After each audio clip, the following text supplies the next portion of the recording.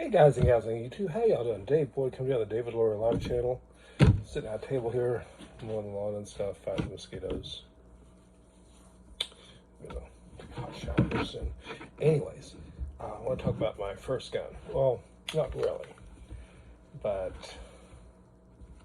this is a Mossberg 500A. This is what used to be called the Persuader, probably still is. A lot of these were sold in combos. Brings back a lot of memories. This is a screw down, not the 590 style, which has a cap and usually a bayonet lug or a place for your lug here. This one's someone with a huge oversized bolt there. It doesn't really matter.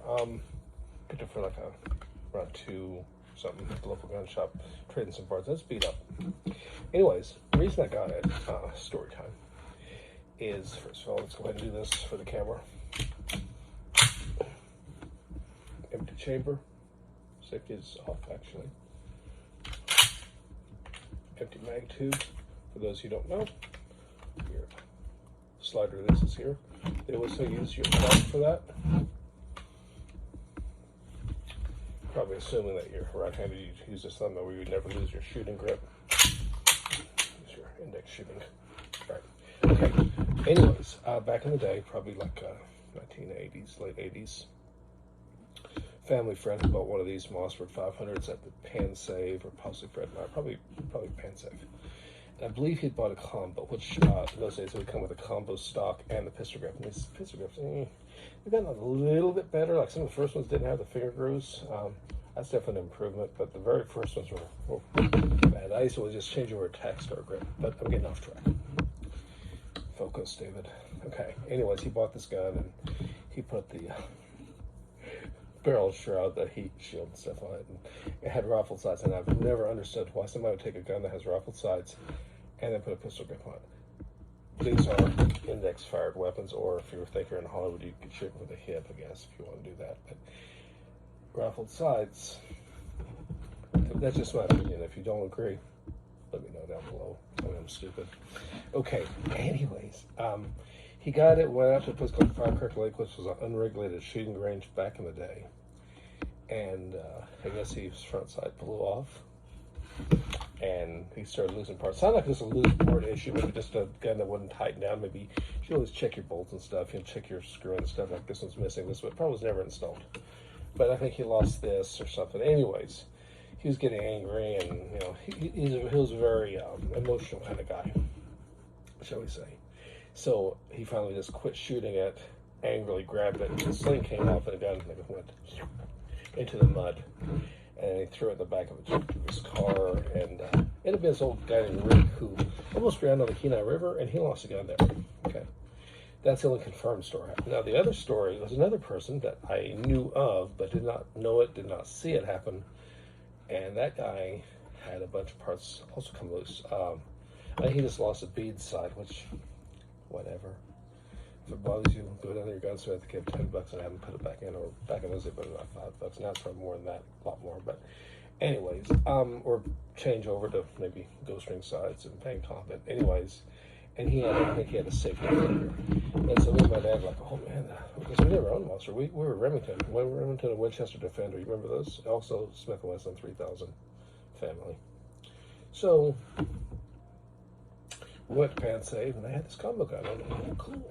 My first. So that was my first gun I ever bought. I was 18 years old, and that's where the weird thing is. As an 18-year-old, you can't legally go in because it's considered a pistol. But you can buy the combo gun that comes with the stock, and it comes with this pistol grip, and you can just, and the tools for it are included in the package. At least it used to be. I haven't seen one in years, so maybe I'm wrong. Luck and change in 30-some years. Anyways. So we bought it, and we did some kind of dumb, but yeah, hey, I was a kid, and Dad's a big kid, basically. And we put, I think, 88 rounds, including turkey loads, really light stuff, because we had this impression it's supposed to wear out, junk gun. Everyone says it's garbage. You want to see how bad it is. Long story short, we made trips over and over, Firecracker Lake, other places, off the road, put a few rounds. Sometimes I think most we fired was 250 rounds, and we actually let it get hot, like where it was kind of warm. Not something I would recommend doing. And every time we got done with it, we'd take it apart very closely and clean it. Look, where for those broken parts that we knew, everyone says, oh, they're terrible, you're stupid to buy one. And we look at it going, don't really see anything. After 1,000 rounds, we have a little bit of shininess, quite a bit, on the bolt, on the extractors and stuff. There was a little bit of, I won't say damage, but this is aluminum receiver and this is steel. The gun has steel because this goes down into,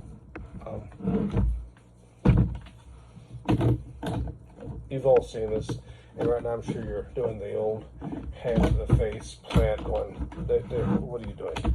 You've never seen a gun before? Anyways, it's a steel lockup because this slides all the way in, so that bolt locks into this. So it's steel to steel contact. And this is a 3-inch receiver, and I just fired it not too long ago, and ooh, it smells. It has a good smell. But there's your bore. So I saw a little bit of shine. There's quite a bit of bluing loss like around here, which, of course, the other place I'd seen somewhere was up inside the receiver here. Seen a little bit of wear from this being banged in and out, possibly a little bit of movement. And by then I had 1,000 plus rounds through it, and I think it was probably around 1,200 actually.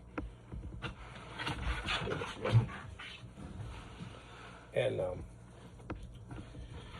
maybe probably 1,200 rounds through it, maybe somewhere in there. And finally said, hey, gun still works. Boom, boom, boom. It's fine. Nothing wrong with it. No, the rest was history. We just decided the gun was good, and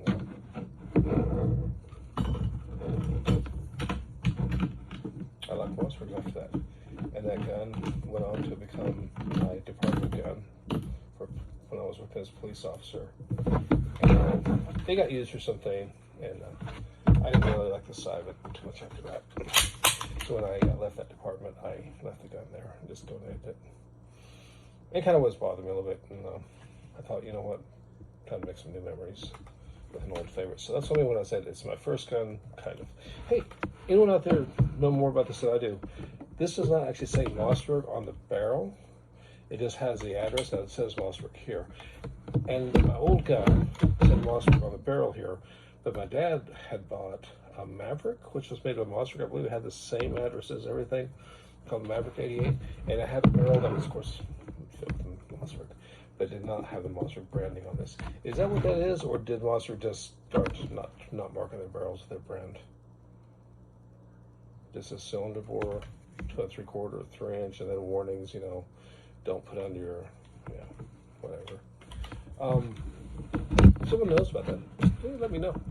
And it was really appreciative the community out there. A little bit of story time, a little bit longer than normal on a video, but sometimes I just look for content, so I just want to say hi to the internet, and that's what I like about this channel. Is my other channel, I try to keep it family friendly, and I don't know how, I'm not monetizing the channel, but the other channel is where I'm just a different kind of content. It's Lego content, Lego Star Wars. If you want, I feel like you check it out. Just David Boyd and Tagline Lego. But this channel is more fun. I can talk about my sneakers, don't have to worry about the views. I can talk about weird socks, just stuff I want to share. And this feels a lot friendlier sometimes.